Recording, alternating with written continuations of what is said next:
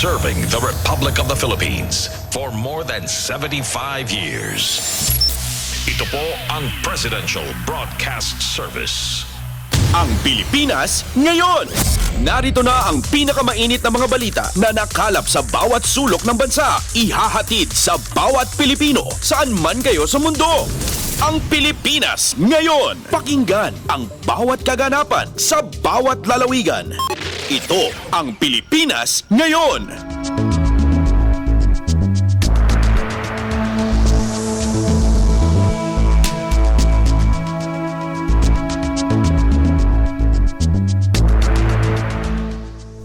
Magandang araw po sa ating mga tagapakinig. Welcome po ulit sa ating programang Ang Pilipinas Ngayon. Sa ngalan ni Vendlones, ito po si Steph Vicente. Samahan niyo po ako sa kabuuan ng ating palatuntunan.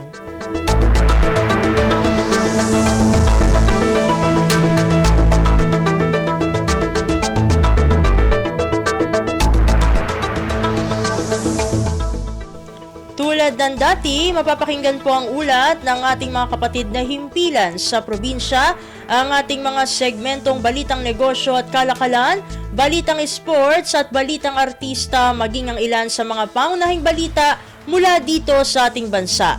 Yan po sa kabuuan ng ating palatuntunan, ang Pilipinas Ngayon.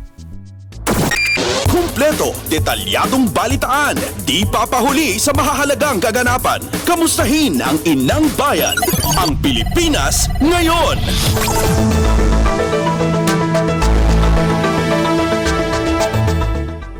Sa mahahalagang balita, nakiisa si Pangulong Ferdinand R. Marcos Jr.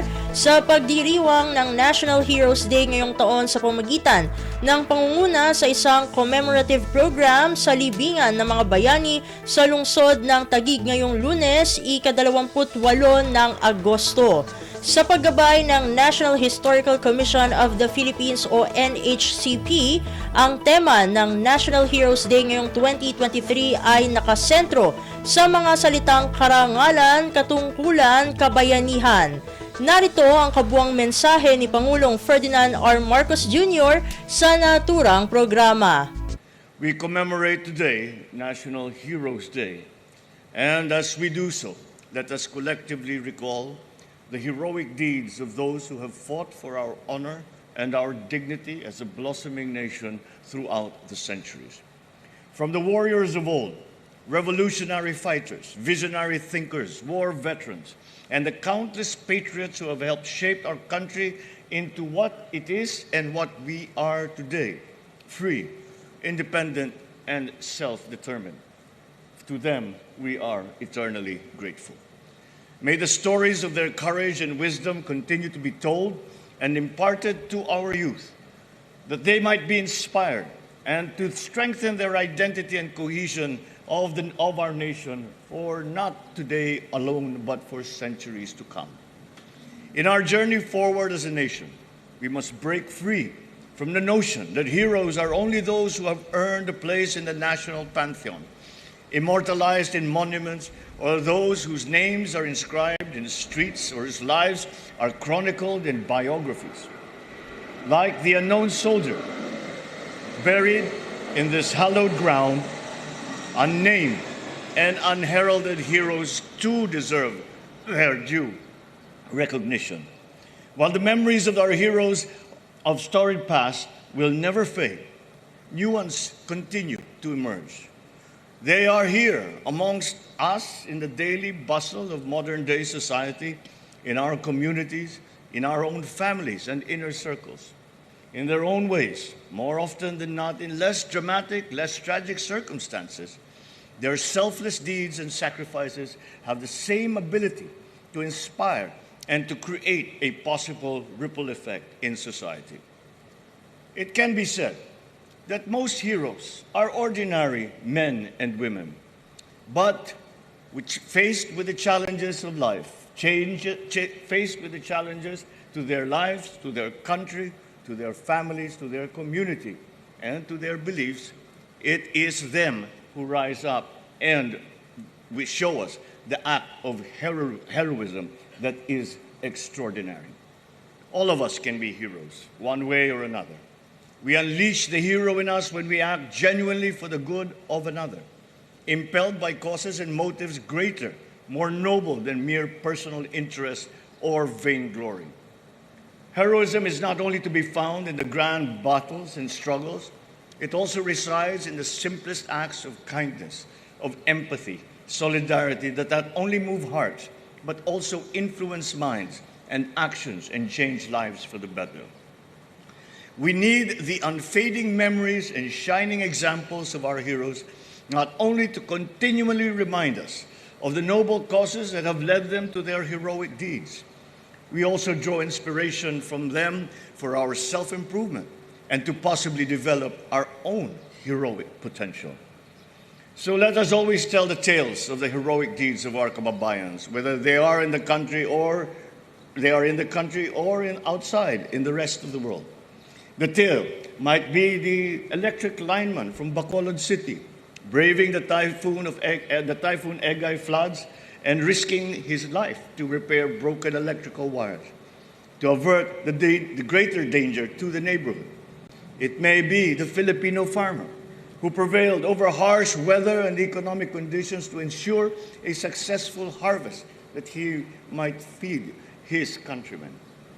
What to him was mere personal triumph was a crucial fragment of a greater accomplishment, a high level of production of food, which contributes to our goal of food sufficiency for our people, a grand and as noble a aspiration as could be had. There is also, of course, the Filipino teacher, who, in spite of a meager pay, strives not only to be a good educator to our youth, but a patient and persevering servant of government and of the people in many various activities outside of their strict job description. Elsewhere in the world, there is a story of Filipino teachers who lent a hand to an elderly neighbor in need during these terrible wildfires that we are witnessing. We can never disregard the countless tales of our workforce who have bounced back from the agonizing challenges of the pandemic to drive our nation's ongoing economic recovery. These include, of course, our overseas Filipino workers, whose remittances form a strong pillar of our country's economy. We must mention a dear and departed friend who we can only describe as well as a hero. And that is our good friend who we just lost, Secretary Toots Ople. And she is a perfect example of what true heroism can be. But she tirelessly dedicated the better part of her life to promote the welfare of our modern-day heroes. Let not our recognition just be a vacuous expression of consolation for noble efforts. We must give a genuine appreciation and a promise for all of us to do better, to emulate those heroes who we so admire and so honor. We shall not take their heroism for granted. We will not spare ourselves of the moral duty to perpetuate the ideals that they have fought for, and to rectify the unsafe, inequitable, or exceptionally difficult conditions that necessitated their selfless needs. Failing in our duty, their sacrifices would have been all in vain. Collectively, their heroic acts, small or large, go a long way and make our country and the world a better place. To them, we once again earnestly dedicate this special day. Mabuhay ang ating mga bayani, mabuhay ang kabayanihan ng puso na nasa puso ng bawat Pilipino. Maraming salamat po at magandang umaga sa inyong lahat.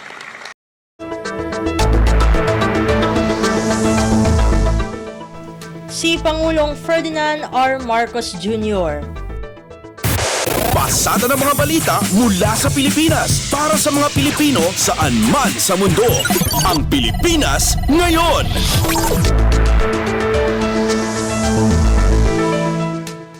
Samantala, binigyang pugay ni Pangulong Ferdinand R. Marcos Jr. kasama ang mga miyembro ng kanyang gabinete si dating Department of Migrant Workers o DMW Secretary Maria Susana Toots Ople sa isang necrological service sa Palasyo ng Malacanang nitong Lunes, ika-28 ng Agosto. Nagkaroon ng arrival ceremony para sa labi ng namayapang kalihim sa Kalayaan Grounds na sinundan naman ng isang Eucharistic celebration. Ating pakinggan at subaybayan ang naging mensahe ng punong ehekutibo sa naturang kaganapan. To the family and friends, the colleagues of Toots in the cabinet, all of us who had worked with her, everyone here who are here because Toots always held a special place in their hearts. We are told when you are an official that you cannot show emotion, that you must be stoic, and you must keep yourself to yourself. Ngunit sana maunawaan ninyo, kung tumulo ang luha ko, dahil napakalaking nawala sa atin. Napakawalaki ang nawala sa akin, sa inyong lahat, at sa bansang Pilipinas. And if I do shed a tear, it is because it is such a sad day to know, it is such a sad bit of knowledge to know that Toots will not be here anymore.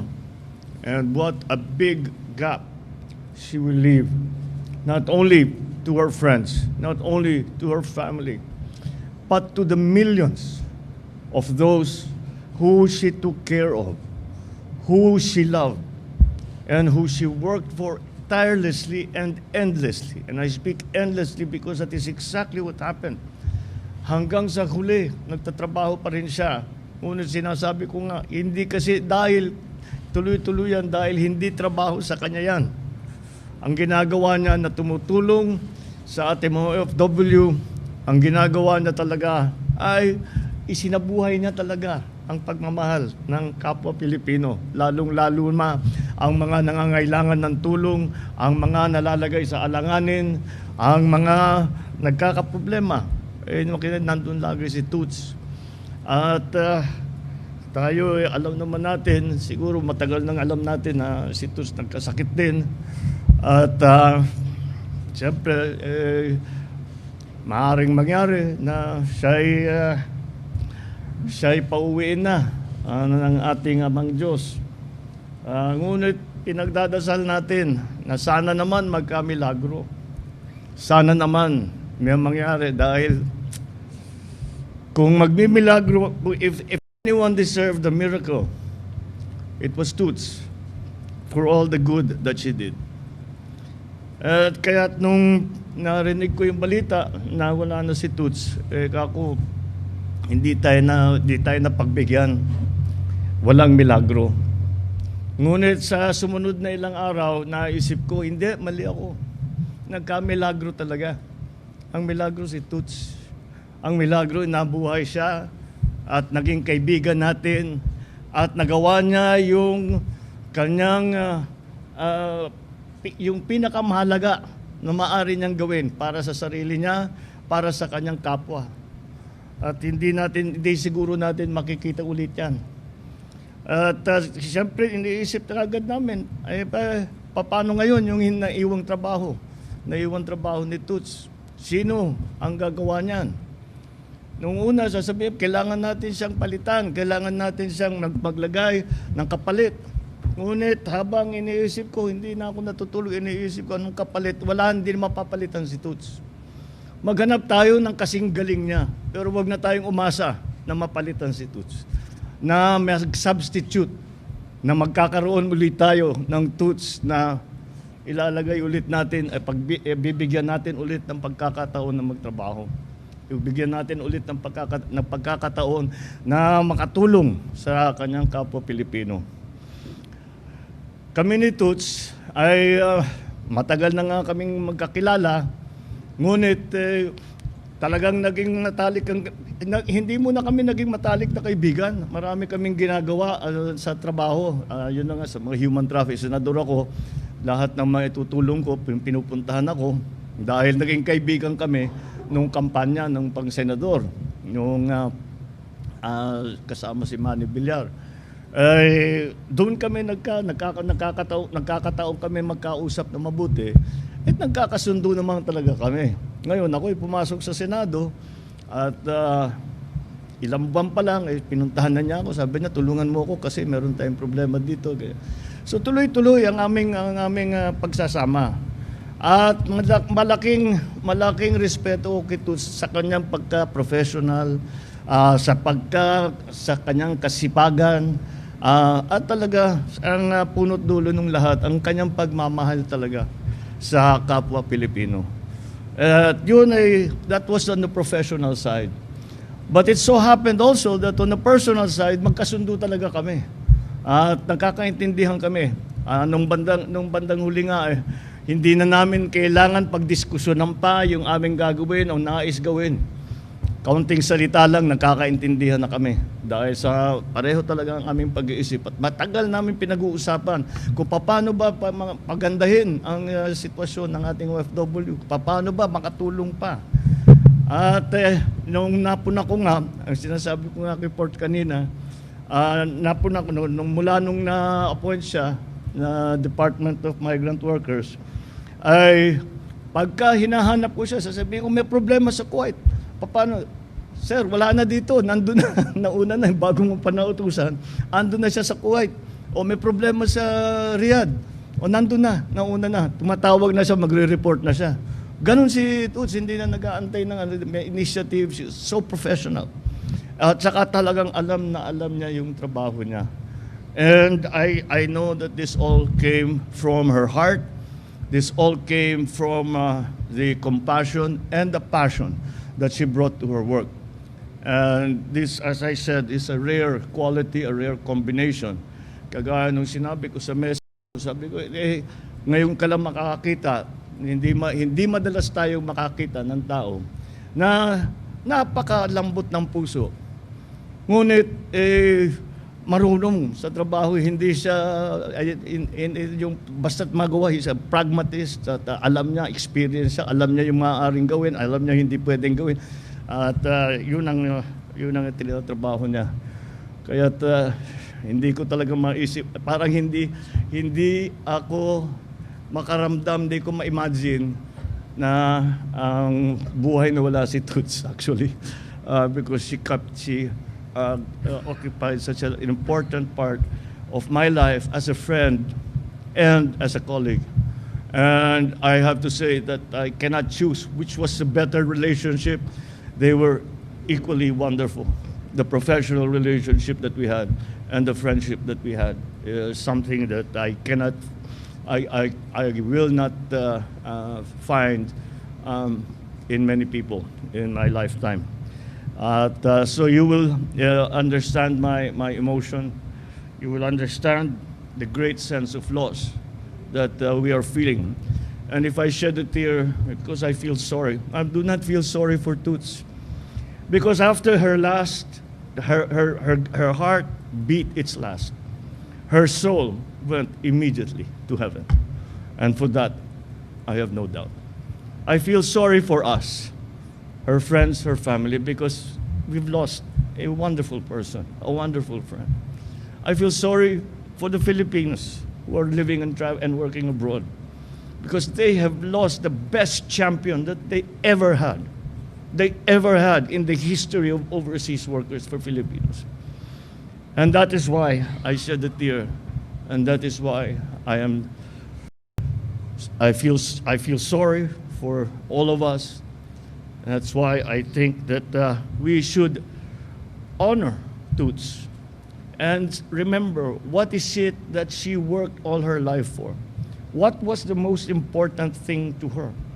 We all know what that is. We must continue that work. We must honor her memory. We must honor the work that she did before. Ang trabaho naman ni Toots, hindi lang nung Department of Migrant Workers. Habang buhay na siya, yun ang ginagawa niya. Yung pinag-uusapan nga namin, kahit di mo in-appoint yan pa rin ang gagawin niya. Yan talaga ang buhay niya. And that kaya makita mo, a more genuine, there you go, a more genuine person you could not find. Pag sinabi niyang inaalala niya yung mga na-stranded doon sa UAE, totoo yun, hindi niya sinasabi yung professional. He loses sleep over that, pinag-aabalahan niya talaga ng pag-isip kung paano gagawin, paano tutulungan. And so that is a very high standard that Toots set for the rest of us. So let us not let her down. I hope I never let her down when she was alive. I fully do not intend to let her down now that she's gone. I will always remember her with great fondness and affection and great respect. Toots, I don't know how many years God will give me in this life. But for the rest of that life, I can confidently say, Toots will always be one of the best people I have ever known. Thank you.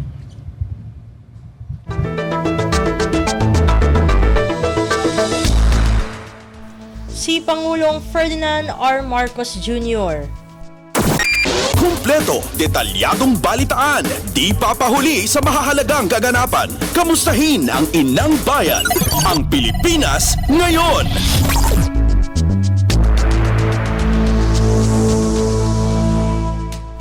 Sa iba pang mga balita, tiniyak ni Pangulong Ferdinand R. Marcos Jr. sa publiko na handa ang gobyerno para rumisponde sa mga komunidad na tinamaan ng Super Typhoon Goring.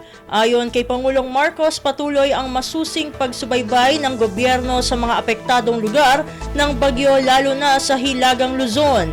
Binigyang din ng Pangulo na nakaantabay rin ang mga disaster at response unit kung kinakailangan ng evacuation at rescue operations.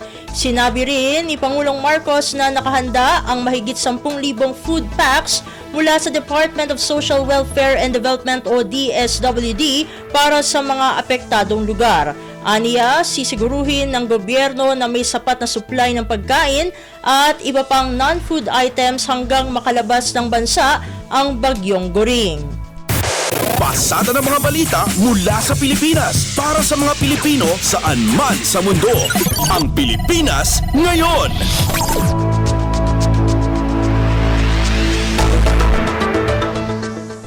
Sa kaugnay na ulat, mahigit 5,500 individual sa Hilagang Luzon apektado ng bagyong Goring. Ayon sa Department of Social Welfare and Development o DSWD, aabot sa 78 barangay mula sa Regions 1, 2 at CAR ang nakaranas ng hagupit ng bagyo.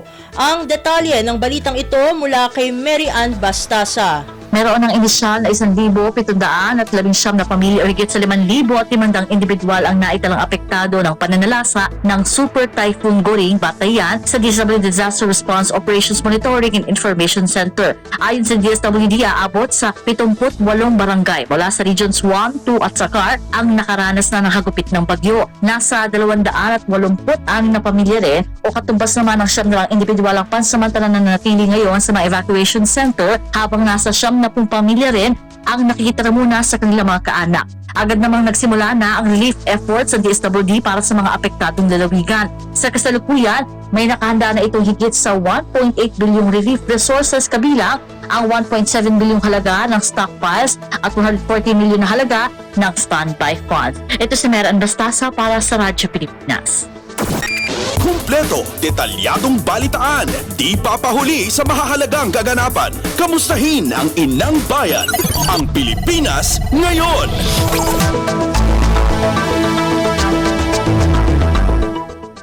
Samantala, nanawagan naman ang Department of the Interior and Local Government o DILG sa mga lokal na pamahalaan na naapektuhan ng bagyong Goring na gawin ang kanilang mga tungkulin. Inatasan ng DILG ang opisina nito sa Region 2 na paganahin ang Emergency Operations Center at Disaster Online Reporting and Monitoring System o DORMS para matiyak na nakakatupad ang mga LGU sa kanilang disaster protocols. Kasama sa ipinag-utos ng DILG sa mga LGU na pulungin ang Local Disaster Risk Reduction and Management Councils o DRRMCs magsagawa ng pre-disaster risk assessment, ipasuri sa barangay ang mga early warning and monitoring ng mga landslide zone at tingnan ang tibay ng evacuation areas. Binigyang diin ni Interior Secretary Benjamin Abalos Jr. na prioridad ng gobyerno ang kaligtasan ng mga mamamayan. Kaugnay nito, dapat aniyang ipatupad ng mga lokal na pamahalaan ang preemptive evacuation kung kinakailangan, unahin ang kapakanan ng mga response personnel at evacuees at ihanda ang mga supply at equipment. Pasada ng mga balita mula sa Pilipinas para sa mga Pilipino saan man sa mundo. Ang Pilipinas ngayon.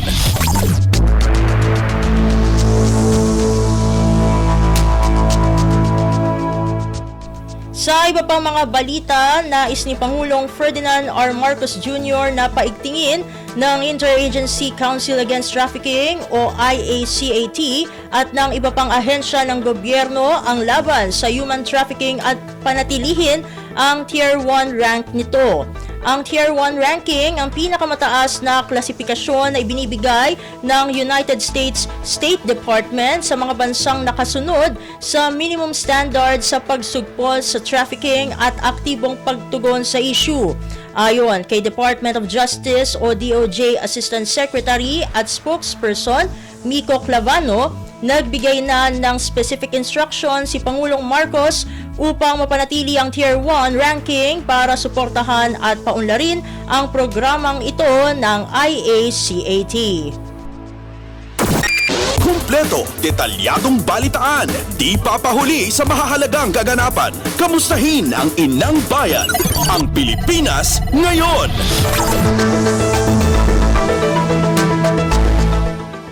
Sa iba pang mga ulat, Bureau of Immigration nangako ng mas mabilis na proseso para sa mga biyahero.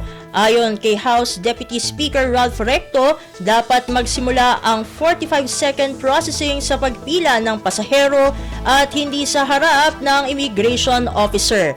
Ang detalye ng balitang ito mula kay Kathleen Forbes. Nangako ang Bureau of Immigration na pabibilisin ang pagproseso sa mga biyahero ng hanggang 45 segundo kapalit ng mas malaking budget sa 2024. Pagbabahagi ni Deputy Speaker Ralph Recto nakasaad sa performance information ng BI sa kanilang budget request na gagawing mabilis ang pagproseso ng mga biyahero para sa dagdag ni 2.63 billion pesos na pondo. Sa kabuuan, ang panukalang pondo ng ahensya ay 4.24 billion pesos at gagamitin pambili ng mga bagong kagamitan. Pinititiyak naman ni Recto na magagamit ito para masala at mapigilan ang pagpasok ng mga undesirable alien gaya ng undocumented workers sa bansa. Para kay Recto, dapat magsimula ang 45-second processing sa pagpila ng pasahero at hindi lamang sa harap ng immigration officer. Gusto rin malaman ng Batangas Solon kung maisa sa katuparan pa rin ba ang pangakong 45 seconds gayong may bagong pulisiya kung saan humihingi ng dagdag na dokumento sa mga papaalis na Pilipino. Ito si Kathleen Forbes para sa Radyo Pilipinas.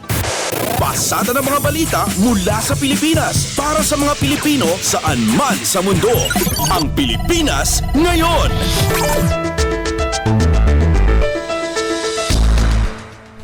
Samantala, habang patuloy na umaarangkada ang ASEAN economies bilang engine of global economic growth, nagpaalala si Finance Secretary Benjamin Diokno na manatiling mapagbantay sa iba't ibang banta na kinakaharap ngayon ng world economy. Ito ang inihayag ni Diokno sa kanyang naging intervention sa ASEAN Finance Ministers and Central Bank Governors Meeting o AFM-GM sa Jakarta, Indonesia. Sinabi ng kalihim na kabilang sa mga external risk ng ang rising geopolitical tensions, monetary policy tightening, elevated domestic inflation at climate change. Ayon sa International Monetary Fund at World Bank, bagaman ang global potential growth ay nanatiling mababa, nakikita pa rin ang patuloy na paglago ng rehiyong Asya at hahatakin nito pataas ang kalahati ng global growth. Tugon ni Diokno, kailangang masustinin ng ASEAN member states ang sustained investments in infrastructure and social programs upang maibsan ang epekto ng global challenges. Kumpleto, detalyadong balitaan, di papahuli sa mahahalagang kaganapan. Kamustahin ang inang bayan, ang Pilipinas ngayon.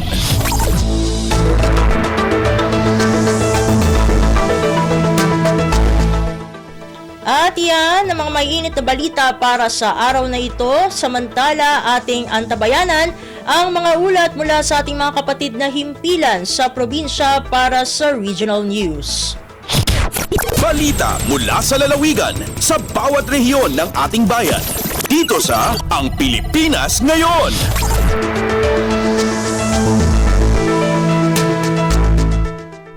Narito na ang bugso ng ating mga regional news. Dumako muna tayo sa rehiyon ng Luzon. 60 pamilya sa Claveria, Cagayan nagtapos mula sa 4Ps ng Department of Social Welfare and Development o DSWD. Ang kabuuan ng ulat ihahatid sa atin ni April Racho mula sa Tuguegarao. Mapula pamilya dito probinsya ti Cagayan, particular iti ili ti Claveria, tinagturpos kat nakasagana maisina iti Pantawid Pamilyang Pilipino Program with the 4Ps ti DSWD Region 2. Binigbig ti ahensya dagiti nasawa a pamilya kalpasan na nagbaligid ang mapasaya at ikasasaada ket kabaulandan ti saan nga agpanuray ti tulong ti gobyerno. Iti panarita na impasigurado ni Regional Director Lucia Alan nga iti lilipas dagito iti programa ket agtultuloy latta ti suportar ken parang tarabay kadagito iti lokal a gobyerno karaman dagiti na dumaduma nga ahensya. Babaen dayto iti katulagan iti baet ti DSWD ken local government unit tapno masigurado an ornos ti panagbaliw ti biag dagiti sigud a benepisyaryo.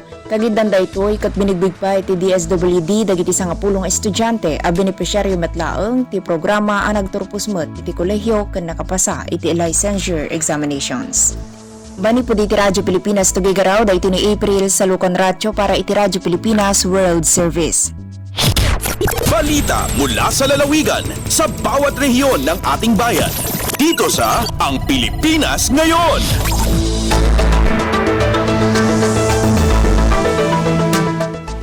Inyong napakinggan ang ulat ni April Racho mula sa Tuguegarao. Dumako naman tayo sa Baguio City. Coronavirus Disease 2019 o COVID-19 cases sa Cordillera patuloy na bumababa. Ang detalye ng balita ihahatid sa atin ni Jong Munar. Agtultuloy a bumababa iti may lislista kaso iti COVID-19 iti Cebu Bukal Cordillera Administrative Region. May basar ti datos iti Department of Health Cordillera dumanon iti 18 ti active cases kan digatoy kat asymptomatic to mild. Bayat na upat ang may lislista nga average daily cases.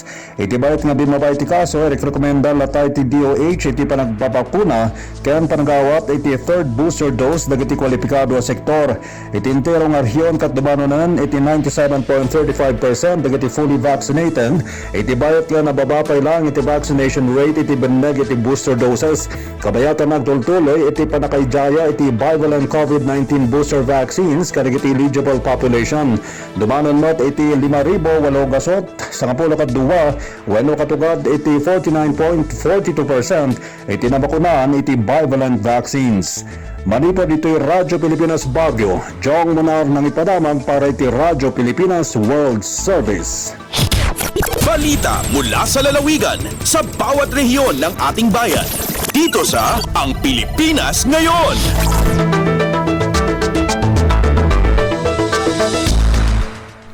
Inyong napakinggan ang ulat ni Jong Munar mula sa Baguio City. Pumunta naman tayo sa Virac. PhilFida nagpaliwanag kaugnay ng pagbagsak ng presyo ng abakas sa merkado. Pakinggan ang kabuang ulat hatid sa atin ni Juris de la Rosa.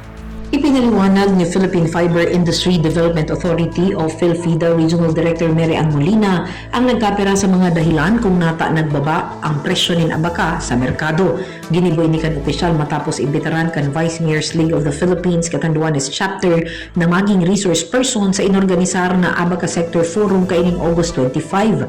Sigun ki Molina saro sa mayormenteng dahilan ng pagbagsak ng presyo ng abaka, iyo ang pagbaba ng demand hali sa abaka importing countries araw kan United Kingdom, China, Japan, Spain, asin Indonesia. Dakula subot ang naging epekto kaini, bako lang sa Catanduanes kundi sa buong Kabikulan, lalo't ang United Kingdom iyo ang pinakadakulang importer ng abaka hali sa rehiyon. Istorya ni Molina kan pandemic dagos-dagos na naging pagbakal nin abakanin mga nasyon na ini sa takot na maubusan nin supply. Nagresulta ini sa overstocking na ang kasunod date na sana ang naging purchase orders hali sa mga nasabing nasyon. Dagdag pa kaini ang iba pang external factors aron na sana kan paglangkaw nin presyo nin mga produktong petrolyo bunsod man kan giyera sa pagultan kan Ukraine asin Russia. Nagresulta sumot ini sa halangkaw na shipping costs kung kaya't mas piniling mag-angkat na sana kan mga ini sa Ecuador asin Costa Rica. Paglilinaw ni Molina abaka sa free market, wara sumot ning Control and PhilFida na sarong ahensya ning gobyerno pag-abot sa presyuhan ning abaka sa merkado. Hali sa RP1 Catanduanes, ako si Judith De La Rosa para sa Radyo Pilipinas World Service. Balita mula sa lalawigan sa bawat rehiyon ng ating bayan. Dito sa Ang Pilipinas Ngayon.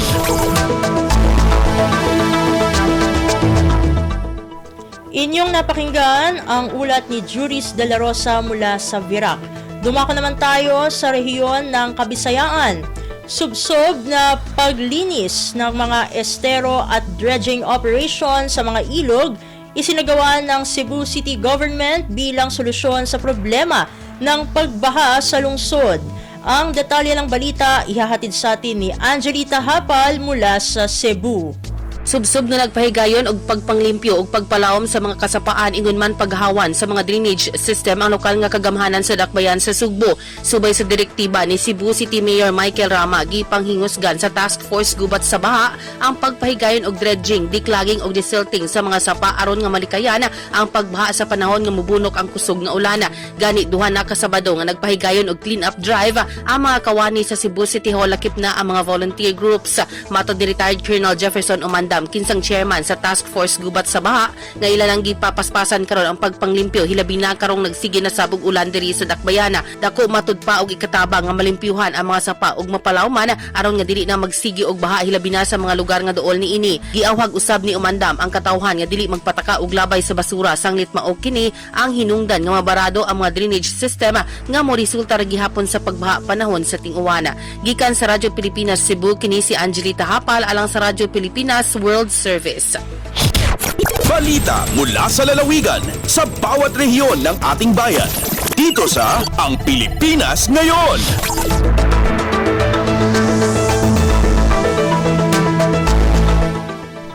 Inyong napakinggan ang ulat ni Angelita Hapal mula sa Cebu. Pumunta naman tayo sa Iloilo. Philippine Coast Guard magbibigay ng suporta sa mga island barangay sa Western Visayas para sa BSKE 2023 elections. Ang kabuang ulat ihahatid sa atin ni Emmy Santiagudo.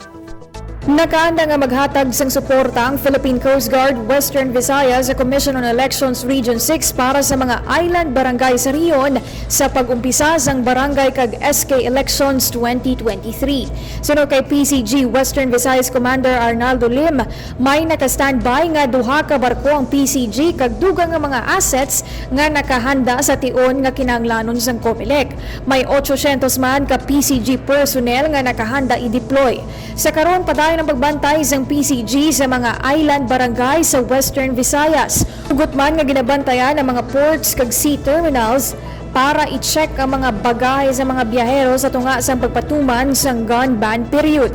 Ginpayag ni COMELEC Regional Director Attorney Dennis Hausan nga kinahanglanon ng suporta sang PCG sa eleksyon para sa pagtransport sa mga election paraphernalia sa labi pa nga madamo sa mga island barangay sa Western Visayas.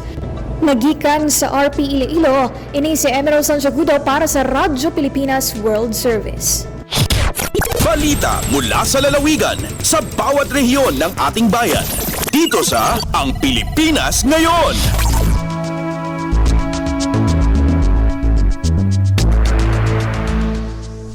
Inyong napakinggan ang ulat ni Emmy Santiagudo mula sa Iloilo. Dumako naman tayo sa rehiyon ng Mindanao. Seguridad para sa pagbubukas ng klase sa mga pampublikong paaralan sa Davao City, handa na.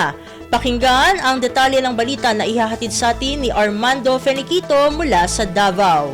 Hitsas na ang ipahamtang nga seguridad sa Davao City Police Office kon DCPO alang sa pag-abri sa klase sa tanang pampublikong tulunghaan ug mga adlaw Agosto 29 tuig 2023. Gibutiag ni DCPO spokesperson Captain Hazel Tuazon nga magpuntar kapulisan og mga public assistance desk aron nga maoy mo atiman sa mga panginahanglanon sa mga estudyanteng mudagsa ug mga adlaw. Mato ni Tuazon nga mutabang usab ang kapulisan sa pagmando sa trapiko ilabi na sa pagpatabok sa mga kabataan.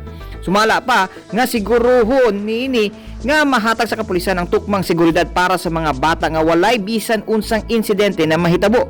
Kauban usab sa kapulisan sa pagbantay ang mga force multipliers dinhi sa Dakbayan. Gikan sa Radyo Pilipinas Davao, kini si Armando Feniquito alang sa Radyo Pilipinas World Service. Balita mula sa lalawigan sa bawat rehiyon ng ating bayan. Dito sa Ang Pilipinas Ngayon.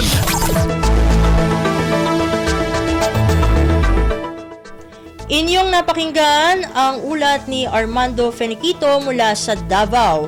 Pumunta naman tayo sa Marawi. 120 batang mag-aaral sa Marawi nagtapos ng summer learning camp sa ilalim ng Brigada Pagbasa kasabay ng kanilang pagbabalik eskwela. Ang kabuang ulat ihahatid sa atin ni Johania Yusof. Niya kapasad babaguden so magato sa gudwapulo ang mga watasi sa Sikap Elementary School si ikukya paganadiran sa ilmong gulalan ko Summer Learning Camp on Literacy and Numeracy a programa ang Ministry of Basic Higher and Technical Education MBHTE si sa Marawi. Si iko sulde sa pulo agunum gawe na miya ganad sa mga wata sa ayat tier duiran na supat level akapaganad ayat din ang tapiranon na sukapakaswairan matiya sabop sa kapananamaran o MBHTE so isa ko mga programa iran MBHTE 5B sa aya kapakatataro na bawat bata sa Bangsamoro bumabasa at bumibilang. In pedeirano nagyang kaya World Vision na pinamaranira na mamakaswa sumawat mati ang gulalan kumarong ko approach agumyam gaysirampan sa mga libro o dinakitab. Miugup sa sapulo a community volunteers si iko kaya pamang dauwayran kumawata sa miya pasad din mambuso kaya paganadiran sabop sa pipunan din so kapaganadiran pansang kaya academic year 2023 to 2024. Gay si Johania Yusof puon sa Marawi para sa Radyo Pilipinas World Service. Balita mula sa lalawigan sa bawat rehiyon ng ating bayan. Dito sa Ang Pilipinas Ngayon.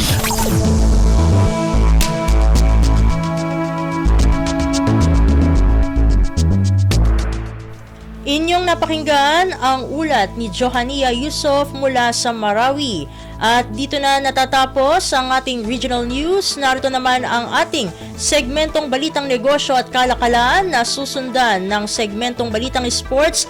Parehas na ihahatid sa atin ng ating kasamang si Leo Magpayo. Lagay ng ekonomiya, kalakalan, negosyo at iba pa. Atin ang alamin dito sa Ang Pilipinas Ngayon.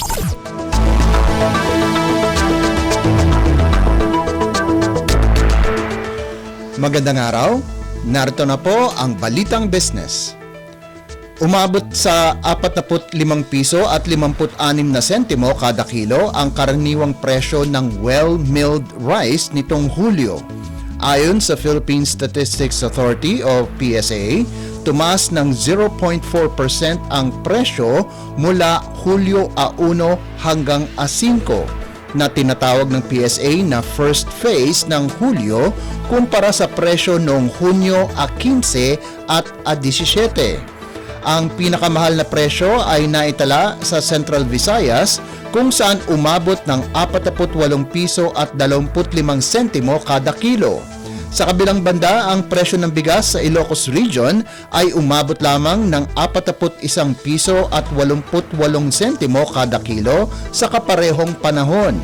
Samantala, sinabi din ng PSA na ang karaniwang presyo kada kilo ng galunggong ay umabot sa 177 piso at 85 sentimo. Ang pinakamahal na presyo ay naitala sa Calabarzon kung saan ang presyo nito ay 259 na piso at 20 sentimo. Habang ang pinakamababang presyo naman ay sa Zamboanga Peninsula na may halaga lamang ito ng 129 na piso kada kilo. Iniulat din ng PSA na ang karaniwang presyo ng pulang sibuyas ay umabot ng 206 na piso at 59 na sentimo kada kilo. Tumaas ito ng 2%. Lagay ng ekonomiya, kalakalan, negosyo at iba pa. Atin ang alamin dito sa Ang Pilipinas Ngayon.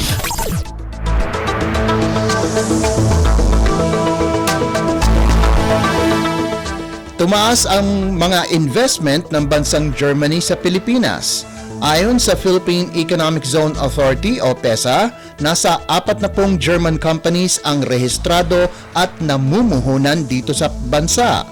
Nakapag-ambag ang mga nasabing kumpanya ng 412.66 na milyong dolyar na halaga ng investment o nasa mahigit 42.86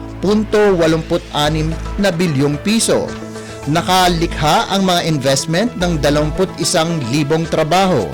Samantala, hawak naman ng mga German firms ang hanggang 1.57% ng kabuuang investment sa ilalim ng Philippine Economic Zone. Nauna nang iniulat ng kagawaran ang pagdami pa ng bilang ng mga German investors na nagnanais mamuhunan sa bansa. Lagay ng ekonomiya, kalakalan, negosyo at iba pa. Atin ang alamin dito sa Ang Pilipinas Ngayon.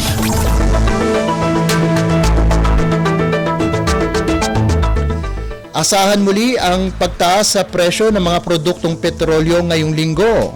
Batay sa inisyal na anunsyo ng mga industry players, asahang tataas ang presyo ng gasolina mula 10 sentimo hanggang 50 sentimo kada litro. Aangat naman ng 35 sentimo hanggang 65 sentimo ang kada litro ng diesel. Habang sa kerosene ay maaaring tumaas mula 50 sentimo hanggang 70 sentimo kada litro. Ito na ang ikawalong sunod-sunod na pagtaas ng presyo ng mga produktong petrolyo. Simula noong Hulyo Agis, mayroon ng 12 piso at 50 sentimo na pagtaas sa kada litro ng presyo ng diesel. 11 piso at 85 sentimo naman sa kerosene at 8 piso at 85 sentimo sa kada litro ng gasolina. Lagay ng ekonomiya, kalakalan, negosyo at iba pa. Atin ang alamin dito sa Ang Pilipinas Ngayon. At para naman sa sports balita,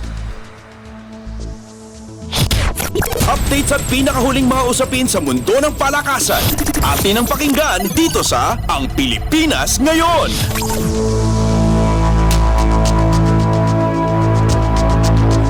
Nalagpasan ni Filipino Olympian at pole vaulter na si EJ Obiana ang kanyang bronze medal finish nitong nakarang taon at nakuha nito ang silver na medalya sa World Athletics Championships sa Budapest.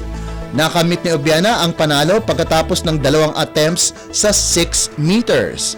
Tinabla nito ang kanyang personal best at Asian record na una niyang naitala noong Hunyo sa Bergen Jump Challenge sa Norway. Nasungkit naman ni Armand Duplantis ang gintong medalya sa 6.1 meters na nagbigay sa kanya ng kanyang ikalawang sunod na world title. Samantala, nakuha ni Curtis Marshall ng Australia at American Christopher Nielsen ang bronze medal sa 5.95 meters. Updates at pinakahuling mga usapin sa mundo ng palakasan.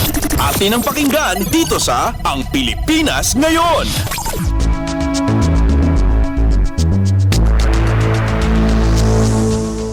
Bigo na naman ang Gilas Pilipinas. Bigo na naman ang Gilas Pilipinas. Noong una ay sa kamay ng Dominican Republic at ngayon naman sa Angola 70-80 sa Group A ng 2023 FIBA World Cup na ginanap sa Smart Araneta Coliseum. Laglag ang Nationals sa 0-2 record. Kailangan talunin ng Gilas Pilipinas ang Italy ngayong Martes at ipanalangin na malasin ang Angola sa Dominican Republic para sa pag-asang umusad sa second round. Naglista si Filipino-American Jordan Clarkson ng 21 puntos, 7 rebounds at 3 assists at may siyam at tig-8 markers sina 6'10" AJ Edu, 7'3" Kai Soto, Roger Pogoy at Dwight Ramos ayon sa pagkakasunod. May 1-1 marka ang mga Angolans para makabangon mula sa 67 to 81 kabiguan sa mga Italians.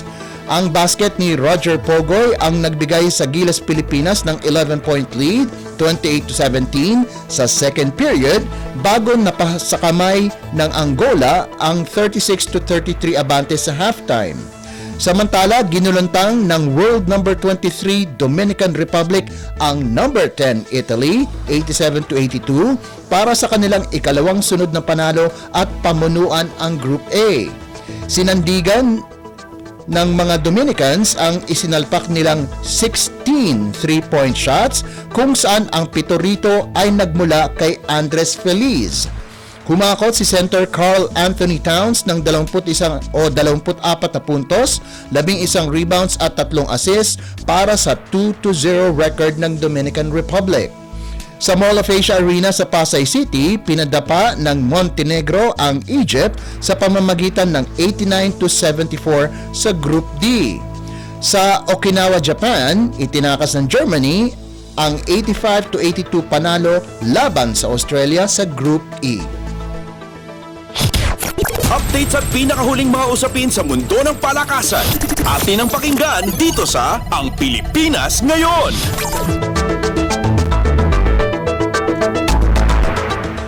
Masayang babalik sa Pilipinas ang Choco Mucho matapos angkinin ang tansong medalya sa katatapos lamang na VTV Cup International Women's Volleyball Tournament na ginanap sa Lao Cai, Vietnam.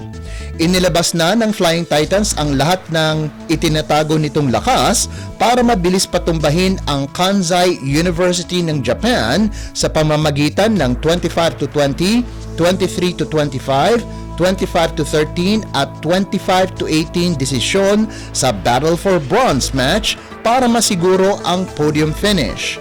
Bumandera sa matikas na ratsyada ng Flying Titans si outside hitter Cici Rondina na nagpakawala ng matatalim na atake sa buong panahon ng laro. Nakakuha ito ng suporta mula kay opposite hitter Caitlin Viray na miscore din ng mga crucial na puntos habang nagparamdam din sina middle blockers Maddie Madayag at Cherry Nunag at wing spiker Des Cheng. Naging maganda naman ang kombinasyon ni libero Fang Ponce at playmaker Diana Wong para makagawa ng solidong plays ang Flying Titans. Itinanghal na best outside hitter si Rondina habang nakuha naman ni Madayag ang best middle blocker. Napasakamay ng Vietnam 1 ang kampyonato matapos patumbahin ang Vietnam 2 sa championship round sa score na 25 to 14, 26 to 24 at 25 to 19. Itinanghal na most valuable player si Tran Thi Than Thuy ng Vietnam 1. Updates at pinakahuling mga usapin sa mundo ng palakasan. Atin ang pakinggan dito sa Ang Pilipinas Ngayon.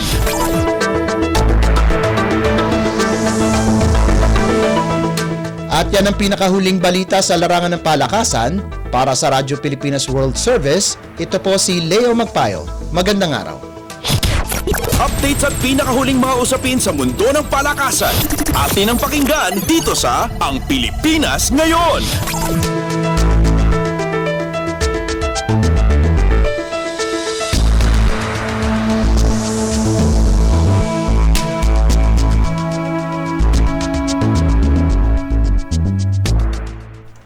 Maraming salamat Leo para sa ating mga segmentong Balitang Negosyo at Kalakalan at Balitang Sports. Samantala, narito na ang mga latest chika sa ating segmentong Balitang Artista kasama ang nag-iisang si Mama JT. Ang latest, ang hottest sa showbiz and entertainment. Heto na sa Ang Pilipinas Ngayon.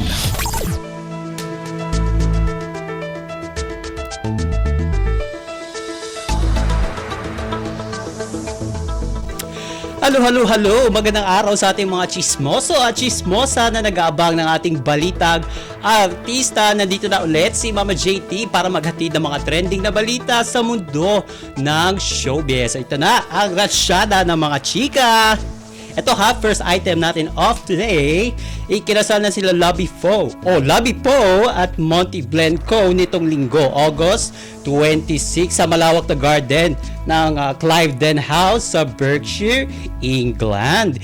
5 taong tumagal ang relasyon ni na Lovie and Blenco at 3 years ding engaged sila bago tuluyang lumagay sa tahimik. And makikita sa Instagram stories ng events host at influencer na si Tim Yap na naglalakad si Lovie mag-isa patungo sa asawang si Monty. And ang caption ni Tim sa video post ni Lovie, quote and unquote, "I wanna savor this moment."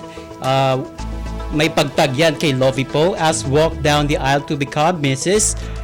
Blenco with hashtag Lovie goes full Monty. And ang wedding dress ni Lovie ay gawa mismo ng Filipina fashion designer na si Patricia Santos Yao, styled by fashion stylist na si Adrian Concepcion, na malapit na kaibigan ng actress at nagsilbing bridesmaid at the same time. And habang naglalakad si Lovie ay natatawa siya at sabay sabing I wanna savor this moment.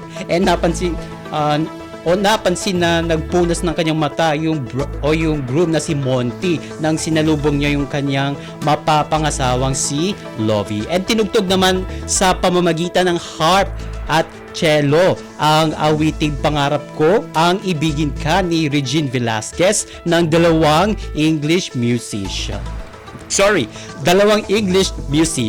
And ipinost ng actress ang larawan ng dalawa niyang sessionistas doon sa Instagram post. Quote and unquote, "I have found the one who makes my soul sing with hashtag ulit, Lovie goes full Monty." And bago ang kasal ay pinost ni Lovie ang hope picture ng Cliveden House na ginawa noong 1666 ng 2nd Duke of Buckingham na naging tirahan ng ilang miyembro ng British Royal Family. And ang caption ng actress sa Cliveden House, quote and unquote, "You give me butterflies." Anyway, ang nasabing famous hotel with 47 rooms ang naging tirahan ni Lovie kasama ang kanyang mga bisita o yung entourage na dumating galing Pilipinas bago ang takdang araw ng kasal. And dito rin ginawa ang welcome party kung saan ipinost din ng actress na nanonood sila ng fireworks ni Monty na ang caption ay, "Boba or Babe, you're a firework." And samantala, ang mga bisitang dumalo sa kasal ni na Lovie and Monty base dun sa video post ni Tim Yap ay ang ate ng bride na si Senator Grace Poe Manzares kasama ang anak na si Brian, ang kuya nitong si Ronian Poe, Isabel Daza, Bella Padilla, ang manager ng actress na si Leo Dominguez with friends and staff, at ang mag-asawang Vicky Bello at Hayden Ko. And ayon kay Dr. Vicky, matagal na nilang alam ang tungkol sa kasal pero tikom ang bibig nila bilang respeto sa mga ikinasal at nagpasalamat din sila dahil naging parte ng pag-iisang dibdib ni na Lovie and Monty. Ngunit hindi naman binanggit kung sila nga ba ay mga ninong o ninang sa kasal. And congratulations and best wishes Monty and Lovie. And samantala, malapit na magsimula ang bare months. So you know the drill mga kachismis ha. Magsisimula ng mag-ingay sa social media ang mga nakakaaliw na memes na binansagang father of Philippine Christmas songs na si Jose Marie Chan. O diba? May mga memes tayo dyan na naglalabasan online. Yung mga si Jose Marie Chan nakasilip sa bintana, si Jose Marie Chan na tila nagwa-warm up, nag-i-stretch na ng kanyang mga kamay, o diba? At dahil ilang araw na lang bago mag-Setyembre, nagsimula na nga magparamdam itong season singer at nauna na siyang lumabas sa morning news program ng GMA na Unang Hirit. And ipinakita sa nasabing programa ang pasilip ng naging panayam ni Susan Enriquez para sa kanyang show na I Wonder. And sa maikling video na itanong ni Susan sa OPM icon kung nakikita ba nito ang mga naglalabasang meme tuwing sasapit na ang bare months. O sagot ni Jose dun sa interview na yon, ha? Yes, nakikita ko yon. And inamin ng legendary singer na natutuwa siya rito at lubos siyang nagpapasalamat sa mga gumagawa neto. And sambit niya, I really wonder who's behind those memes. I mean, who created those memes that started about 10 years ago? Thank you very much for making me one of the symbols of Philippine Christmas. And sumunod na tanong naman sa kanya ng veteran journalist, ano pang memes ang gusto mong makita pa? Bigla naman nagsabi si Jose ng kanyang idea at sinabing, for example, I want to see a meme where I'm waking up early in the morning and then there's a parol sa window na parang, wow, it's Christmas. Yan yung gusto ni Lolo Jose, ha, na gusto ni Lolo Jose ng makabuluhang meme na magre-represent talaga ng Paskong Pinoy. And tinaguri ang Mr. Christmas at King of Filipino carols ang mga awit. Kaya sa tuwing nalalapit na ang Burmans ay makikita na ang kanyang mga mukha sa social media. At ito na rin ang pagsisimula ng pagtugtog ng kanyang mga Christmas song. Pinapatugtog yan sa mga mall, sa mga pasyalan, at syempre sa mga paborito nating radio station. Hopefully mapakinggan natin yan dito sa Radyo Pilipinas World Service ang kanyang mga awitin. And OMG, wala na tayong oras para sa ating balitang artista. Maraming salamat mga ka-chismis sa pakikinig sa aking mga chika for today. Ako po si Mama JT para sa Radyo Pilipinas World Service. Ang latest, ang hottest sa showbiz and entertainment. Heto na sa Ang Pilipinas Ngayon.